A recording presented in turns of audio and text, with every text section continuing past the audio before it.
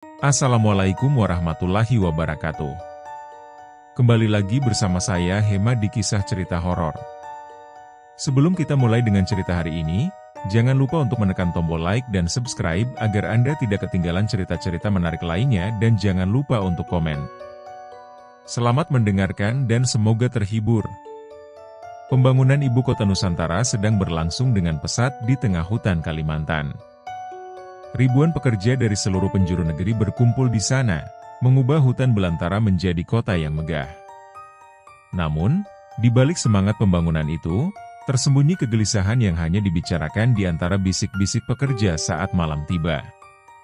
Di suatu malam, Hafiz, seorang mandor proyek, baru saja selesai mengatur pekerjaan untuk hari berikutnya.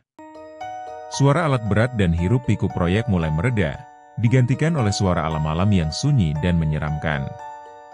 Hafiz berjalan sendirian menuju baraknya, melewati jalan setapak yang diapit oleh hutan lebat. Udara malam terasa dingin dan lembab, seolah ada sesuatu yang mengintai dari balik pepohonan. Tiba-tiba, langkah Hafiz terhenti. Di depannya, di tengah jalan setapak yang gelap, tampak sosok seorang wanita berdiri memundungnya. Wanita itu mengenakan pakaian tradisional Dayak, rambut panjangnya terurai. Namun anehnya, tubuhnya tampak melayang beberapa senti dari tanah.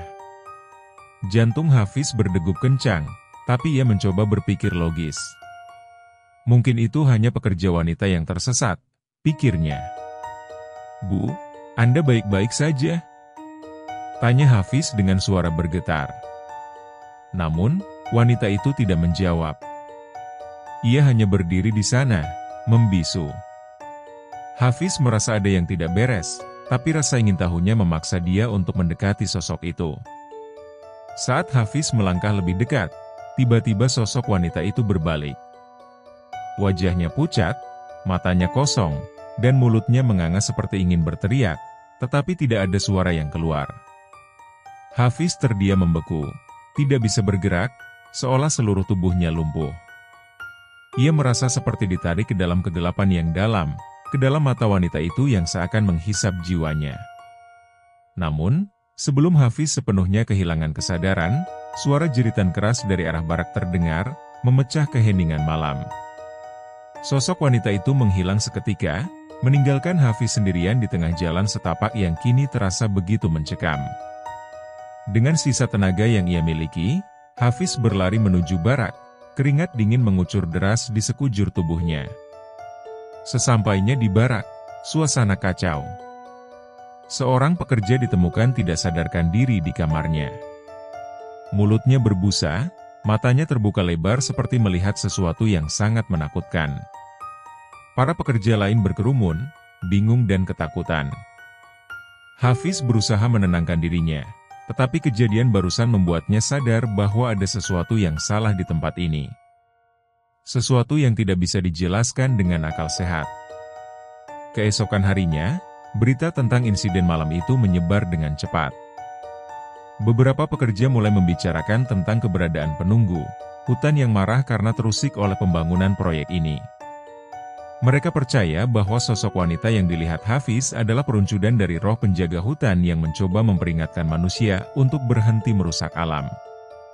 Namun, di tengah kegelisahan yang melanda, proyek tetap berjalan. Hafiz dan pekerja lainnya tidak punya pilihan selain terus bekerja, meski dengan rasa takut yang semakin membesar. Dan di balik bayang-bayang pepohonan hutan Kalimantan, sesuatu yang lebih mengerikan menunggu untuk terungkap. Hari-hari berlalu sejak kejadian malam itu, namun suasana di kamp proyek tetap dipenuhi dengan ketegangan. Banyak pekerja yang mulai merasa tidak nyaman berada di tengah hutan Kalimantan yang lebat. Mereka berbicara tentang suara-suara aneh yang sering terdengar saat malam, seperti langkah kaki, bisikan, dan tawa yang menyeramkan. Namun, tidak ada yang berani membicarakan hal ini secara terbuka, karena takut dianggap lemah atau mengada-ada. Suatu malam, ketika sebagian besar pekerja sudah tidur, suara aneh kembali terdengar. Kali ini, suara itu lebih jelas, seperti suara gemericik air dan tawa perempuan yang halus, seolah-olah berasal dari dalam hutan. beberapa pekerja yang masih terjaga saling pandang dengan wajah pucat. Namun, tidak ada yang berani keluar dari barak untuk memastikan asal suara tersebut. Di antara mereka, ada seorang pekerja bernama Faisal yang terkenal pemberani. Ia memutuskan untuk mencari tahu apa yang sebenarnya terjadi. Dengan membawa senter dan parang, Faisal berjalan keluar dari barak menuju arah suara. Teman-temannya mencoba mencegah, tetapi Faisal tetap teguh dengan keputusannya. Faisal berjalan dengan hati-hati, mengikuti suara yang semakin lama, semakin terdengar jelas. Suara tawa itu terdengar begitu dekat, seperti berasal dari balik pepohonan rimbun di hadapannya. Saat ia menyorotkan senter ke arah suara, tiba-tiba suara itu menghilang, dan hanya ada keinginan yang tersisa. Faisal merasa bulu kuduknya berdiri, namun ia tetap melangkah lebih dalam ke dalam hutan. Setelah beberapa saat, Faisal menemukan sesuatu yang aneh. Di depan matanya, tampak sebuah sungai kecil yang tidak pernah ia lihat sebelumnya. Meskipun ia sudah bekerja di proyek ini selama beberapa bulan, air sungai itu tampak begitu jernih, berkilauan di bawah sinar bulan. Namun di atas permukaan air, tampak bayangan seorang wanita sedang berdiri. Wajahnya tidak jelas, tapi pakaiannya mirip dengan sosok yang pernah dilihat Faisal beberapa malam sebelumnya. Wanita itu menatap Faisal dengan tatapan kosong. Tanpa sadar, Faisal melangkah mendekat, seolah-olah ada kekuatan tak terlihat yang menariknya ke arah sungai. Saat ia mendekati tepi sungai, suara tawa itu kembali terdengar, kali ini lebih keras dan menyeramkan. Seperti datang dari segala arah, Faisal tiba-tiba tersadar dan berhenti. Ia merasa tubuhnya kaku, tidak bisa bergerak. Wanita itu mulai melayang mendekat ke arah Faisal, namun langkahnya tidak menyentuh tanah. Faisal ingin berteriak, tapi suaranya seolah tercekik di tenggorokan. Dalam kepanikannya, Faisal melemparkan senternya ke arah wanita itu, berharap bisa mengusirnya. Namun, senter itu hanya melayang menembus tubuh wanita tersebut dan jatuh ke sungai, tenggelam ke dalam air yang gelap. Wanita itu terus mendekat, dan wajahnya mulai terlihat jelas. Matanya hitam legam, kosong, dan penuh kebencian. Saat ia sudah sangat dekat, Faisal bisa merasakan hawa dingin yang menusuk tulang. Ia merasa seolah-olah tubuhnya akan membeku. Namun pada saat itu, suara adzan subuh tiba-tiba terdengar dari kejauhan, menggema di seluruh hutan. Wanita itu berhenti, menatap ke arah sumber suara dengan ekspresi marah, lalu menghilang begitu saja seperti kabut yang tersapu angin. Faisal jatuh terduduk di tanah, tubuhnya lemas tak berdaya. Dengan sisa tenaga, Faisal berlari kembali ke barat, wajahnya pucat. Saat ia tiba, teman-temannya segera menghampiri, bertanya apa yang terjadi. Namun, Faisal hanya bisa tergagap, tidak mampu menjelaskan apa yang baru saja ia alami. Malam itu, ketakutan semakin merasuki hati para pekerja. Mereka sadar bahwa ada sesuatu yang lebih dari sekadar pembangunan di tempat ini. Sesuatu yang tidak bisa dijelaskan oleh logika, sesuatu yang tidak ingin terusik oleh kehadiran mereka. Namun, misteri di balik proyek ini masih jauh dari terungkap, dan teror yang lebih besar masih menunggu di depan mata. Setelah kejadian yang dialami Faisal, suasana di proyek semakin tegang. Banyak pekerja yang memilih untuk berhenti dan pulang ke kampung halaman, meninggalkan proyek yang dianggap terlalu berbahaya. Namun, sebagian yang masih bertahan mencoba menjalankan pekerjaan mereka, sambil terus waspada terhadap kejadian-kejadian aneh yang terus berlangsung. Hafiz, yang menjadi saksi pertama dari kehadiran sosok misterius itu, merasa semakin gelisah.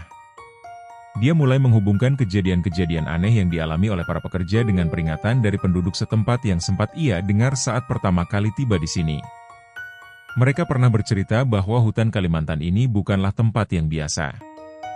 Ada makhluk-makhluk gaib yang menjaga kawasan ini, dan setiap gangguan terhadap alam akan dibalas dengan bencana. Suatu hari, seorang tokoh adat setempat yang bernama Pak Udin datang ke lokasi proyek. Ia adalah seorang dukun yang dihormati oleh penduduk sekitar. Dikenal memiliki kemampuan untuk berkomunikasi dengan roh-roh penunggu hutan. Pak Udin datang dengan wajah serius dan membawa kabar buruk.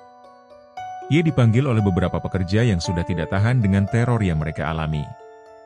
Pak Udin meminta agar seluruh aktivitas dihentikan sementara, setidaknya selama 3 hari, untuk melakukan ritual pembersihan. Namun, permintaannya ditolak oleh pimpinan proyek yang menganggap hal itu hanya akan menghambat kemajuan pekerjaan. Mereka lebih memilih mengabaikan kepercayaan tradisional dan melanjutkan proyek seperti biasa. Malam itu, terjadi peristiwa yang lebih mengerikan. Saat para pekerja sedang beristirahat di barak, tiba-tiba terdengar suara gemuruh dari dalam hutan. Tanah di sekitar proyek mulai bergetar, dan angin kencang bertiup, membuat pepohonan bergoyang hebat. Suasana yang awalnya tenang, berubah menjadi kacau. Di tengah kekacauan itu, terdengar suara-suara aneh seperti ratapan dan tangisan yang berasal dari kedalaman hutan. Suara itu begitu menyayat hati, seakan-akan ada makhluk tak kasat mata yang sedang merasakan penderitaan luar biasa. Para pekerja yang mendengar suara itu merasa takut dan bingung, tak tahu harus berbuat apa. Hafiz yang sedang berada di baraknya merasa ada yang tidak beres. Dia segera keluar dan melihat ke arah hutan. Di kejauhan, dia bisa melihat bayangan-bayangan gelap yang bergerak di antara pepohonan, seolah-olah ada sesuatu yang besar dan mengerikan sedang mendekat. Tiba-tiba, salah satu alat berat yang digunakan dalam proyek tersebut mendadak bergerak sendiri, seolah-olah ada yang mengendalikannya. Mesin besar itu mengeluarkan suara keras, memekakan telinga. Para pekerja berlarian menjauh, berusaha menyelamatkan diri dari alat berat yang kini bergerak liar, menghancurkan segala sesuatu di jalurnya. Pak Udin yang masih berada di lokasi segera menyadari bahwa ini adalah peringatan terakhir dari roh-roh penunggu hutan. Ia segera memimpin ritual darurat, membakar kemenyan, dan membaca mantra-mantra kuno untuk menenangkan amarah alam. Namun, sebelum ritual itu selesai, sebuah pohon besar yang berdiri kokoh di tengah proyek tiba-tiba tumbang dengan suara keras. Akar-akar pohon yang kuat mencuat ke permukaan memperlihatkan sebuah lubang besar di tanah. Dari dalam lubang itu tampak sesuatu yang berkilauan, seolah-olah ada benda misterius yang terkubur di sana. Pekerja yang berada di sekitar lubang itu terdiam, terperangah dengan apa yang mereka lihat. Di dasar lubang, mereka menemukan sebuah arca kuno yang terbuat dari batu, penuh dengan ukiran-ukiran rumit. Arca itu tampak sangat tua, seolah berasal dari zaman yang sangat lampau, namun masih utuh dan memancarkan aura yang tidak biasa. Pak Udin segera menyuruh mereka menjauh dari lubang itu. Ia mengenali arca tersebut sebagai salah satu peninggalan yang sangat sakral dan dilarang untuk diganggu.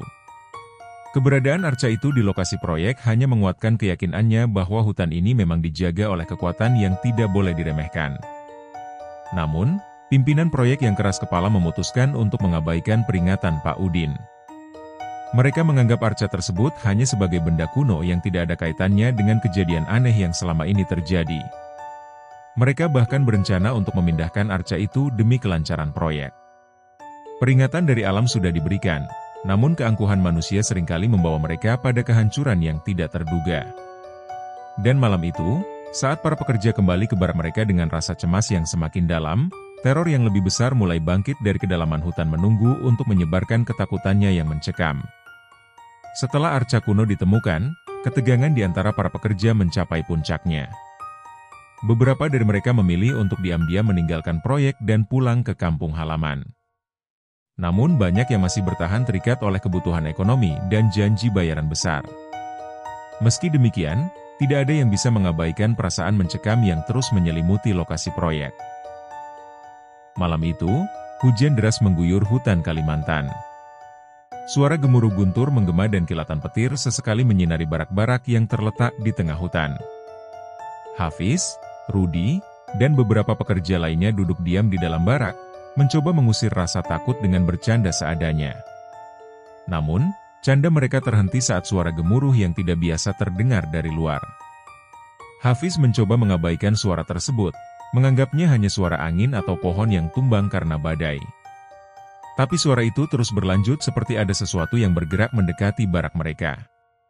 Perlahan, suara gemuruh itu berubah menjadi suara langkah kaki yang berat, menyeret-nyeret tanah yang basah. Rudi yang duduk di dekat pintu, tiba-tiba berdiri. Wajahnya pucat saat ia menyadari bahwa langkah kaki itu berhenti tepat di depan barak mereka. Ia melirik ke arah Hafiz, yang balas menatap dengan pandangan penuh kecemasan. Keheningan yang mencekam menyelimuti mereka. Hanya suara hujan dan detak jantung mereka yang terdengar. Tiba-tiba, pintu barak terbuka dengan keras, disertai angin dingin yang menusuk. Para pekerja yang berada di dalam langsung berteriak ketakutan, tetapi suara mereka terhenti ketika melihat apa yang ada di ambang pintu. Berdiri di sana, terlihat sosok tinggi besar dengan tubuh yang tampak seperti terbuat dari lumpur hitam.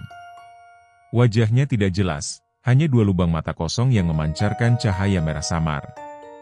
Sosok itu tidak bergerak, hanya berdiri di sana, menatap mereka dengan tatapan yang membuat darah mereka membeku. Udara di dalam barak tiba-tiba terasa semakin dingin, dan napas mereka menjadi berat, seolah-olah ada kekuatan yang menekan dada mereka. Hafiz merasa tubuhnya kaku, tidak bisa bergerak, hanya bisa menatap sosok mengerikan itu dengan ketakutan yang melumpuhkan. Hafiz, yang terkenal pemberani, mencoba mengumpulkan keberaniannya dan berteriak. "Siapa kau? Apa yang kau inginkan?" Namun, sosok itu tidak menjawab. Sebaliknya, langkahnya mulai bergerak perlahan masuk ke dalam barak, meninggalkan jejak lumpur di lantai kayu. Saat sosok itu semakin mendekat, para pekerja di dalam barak merasakan hawa dingin yang semakin menusuk. Beberapa dari mereka mulai merintih ketakutan, sementara yang lain hanya bisa mematung, tak mampu melarikan diri atau melawan. Hafiz bisa merasakan bulu kuduknya meremang, dan dalam hatinya, ia tahu bahwa sosok ini bukanlah manusia. Ketika sosok itu sudah berada sangat dekat, tiba-tiba terdengar suara keras dari arah barak sebelah. Seperti suara kayu yang patah, disertai teriakan histeris dari para pekerja di sana.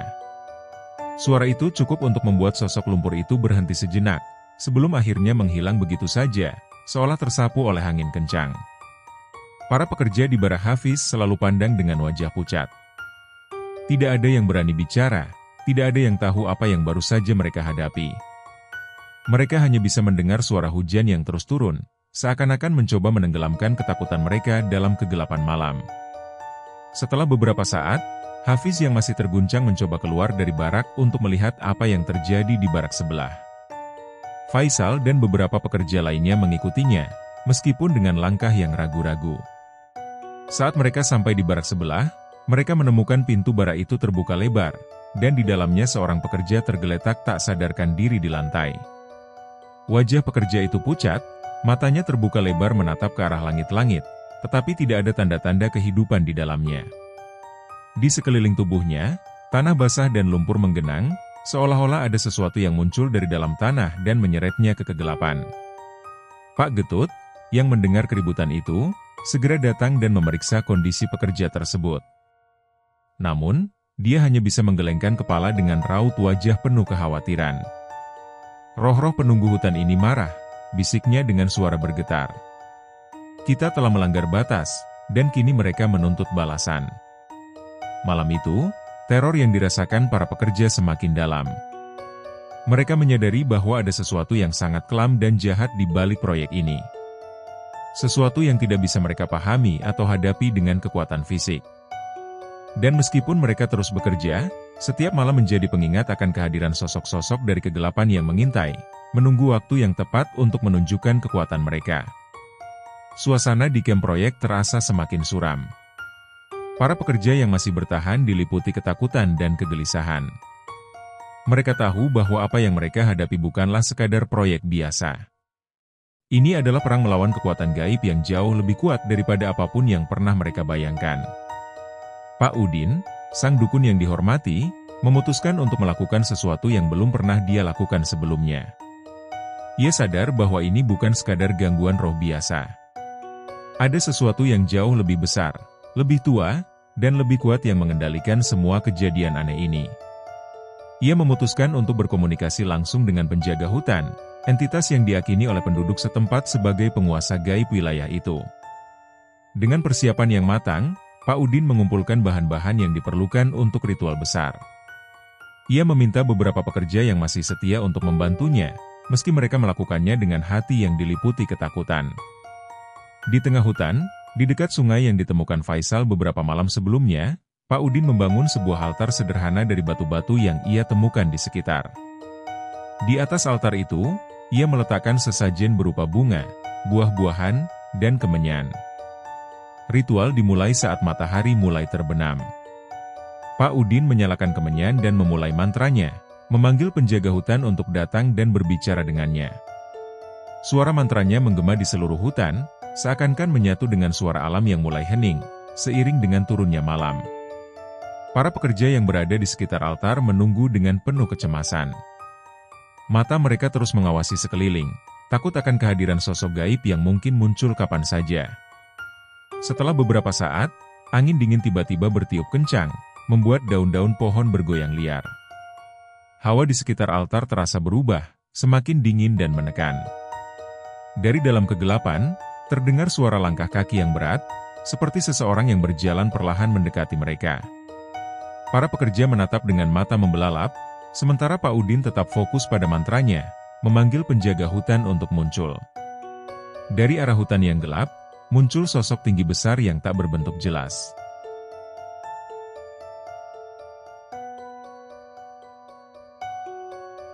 Matanya bersinar dengan warna merah menyala, menatap lurus ke arah Pak Udin dan para pekerja. Sosok itu tampak seperti bayangan besar yang menyatu dengan kegelapan malam, membuat semua orang yang melihatnya merasakan ketakutan yang luar biasa. Pak Udin menghentikan mantranya dan menatap sosok itu dengan tenang. "Wahai penjaga hutan, kami meminta maaf atas pelanggaran yang telah terjadi di tanah ini. Kami hanya manusia biasa yang tak mengerti batasan yang seharusnya kami hormati," ucap Pak Udin dengan suara tegas, meskipun dalam hatinya ia juga merasakan ketakutan yang mendalam. Sosok itu tidak menjawab dengan kata-kata, namun angin semakin kencang bertiup, seolah-olah menunjukkan ketidaksenangan. Namun Pak Udin tidak mundur. Ia melanjutkan, "Kami datang bukan untuk mengganggu. Jika ada yang harus dibayar atas pelanggaran ini, kami siap membayarnya, asal kau memberikan kami kesempatan untuk menyelesaikan pekerjaan kami tanpa gangguan lebih lanjut." Untuk beberapa saat, hanya ada keheningan. Para pekerja menahan nafas, menunggu apa yang akan terjadi selanjutnya. Sosok penjaga hutan itu berdiri diam, menatap Pak Udin seakan menimbang permintaannya. Kemudian angin tiba-tiba berhenti dan suasana menjadi sangat tenang, hampir tidak wajar. Pak Udin menundukkan kepalanya menunggu jawaban. Dan akhirnya, sosok itu berbicara. Suaranya seperti gemuruh yang dalam. "Tanah ini bukan milik kalian.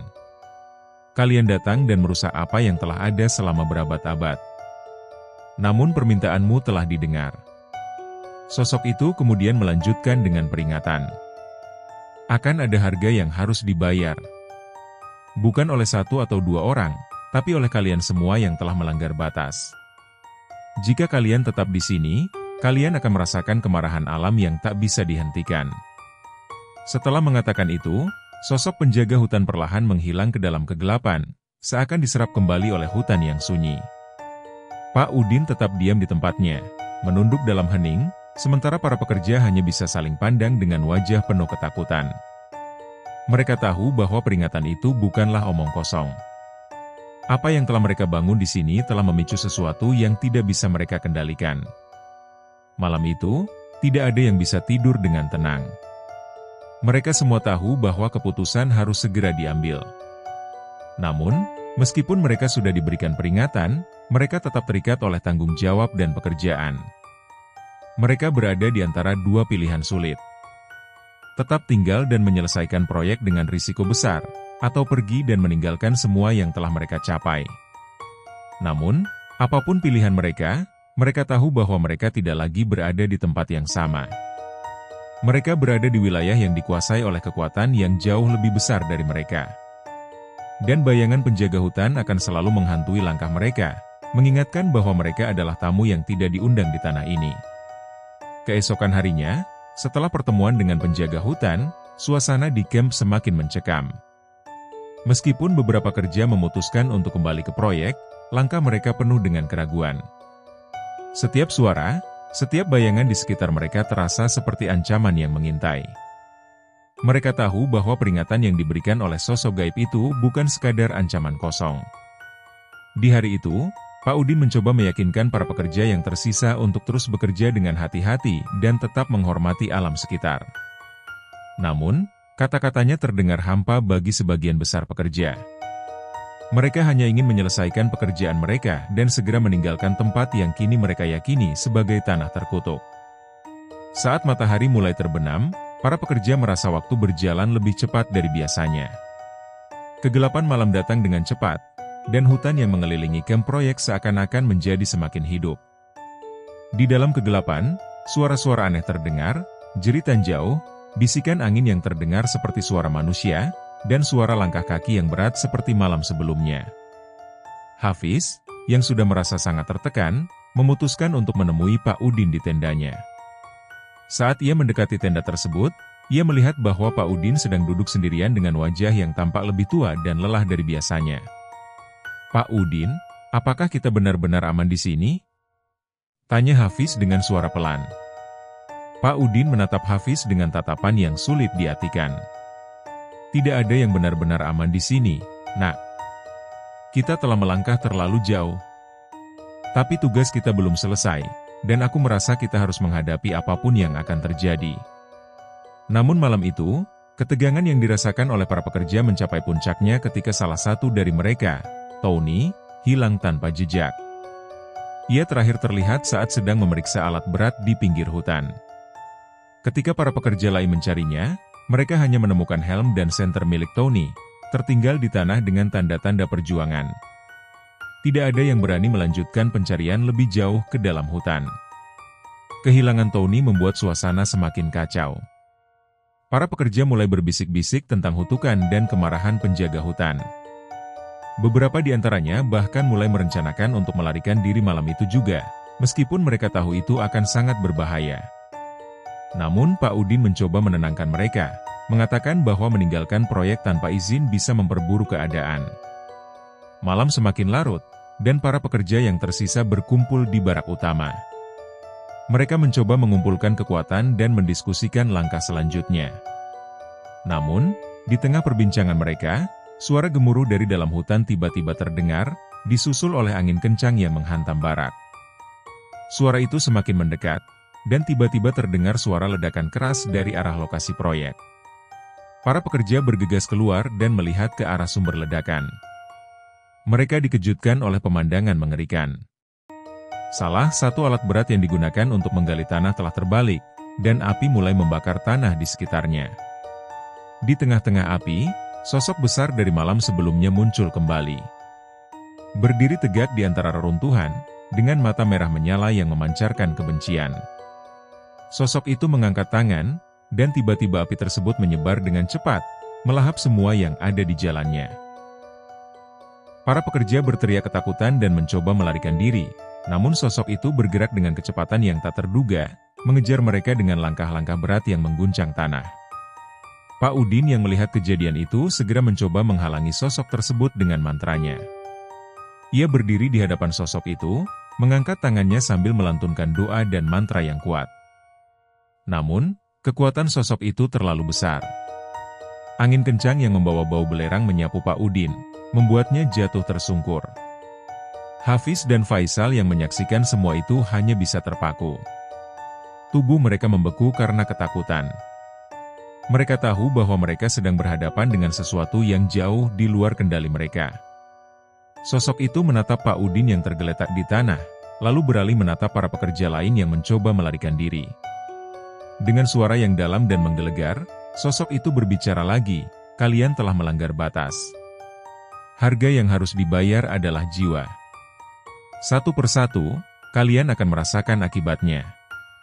Sosok itu kemudian menghilang begitu saja, bersamaan dengan hilangnya api yang membakar lokasi proyek.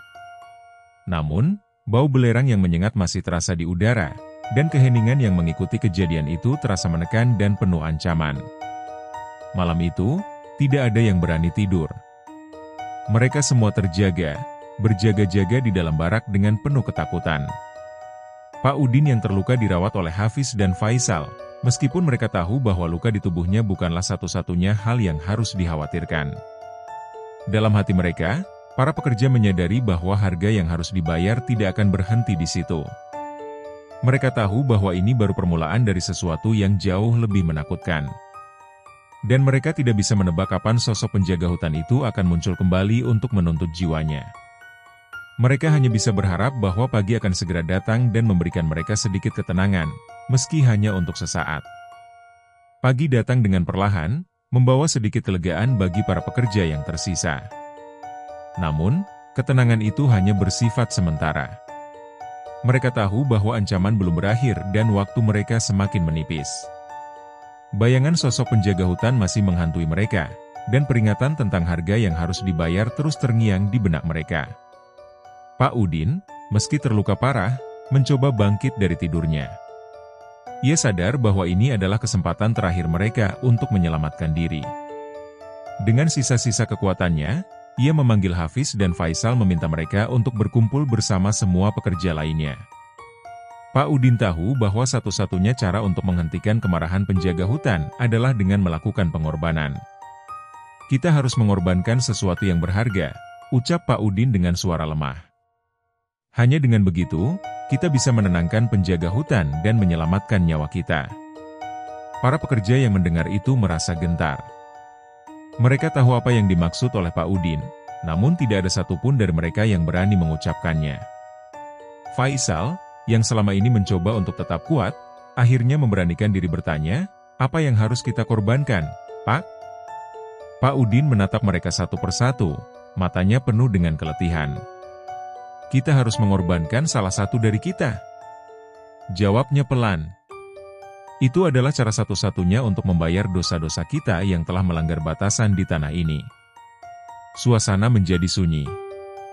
Tidak ada yang berani menatap satu sama lain. Ketegangan semakin terasa saat mereka menyadari bahwa mereka harus membuat keputusan yang mengerikan. Memilih siapa yang akan menjadi korban untuk menenangkan sosok gaib itu.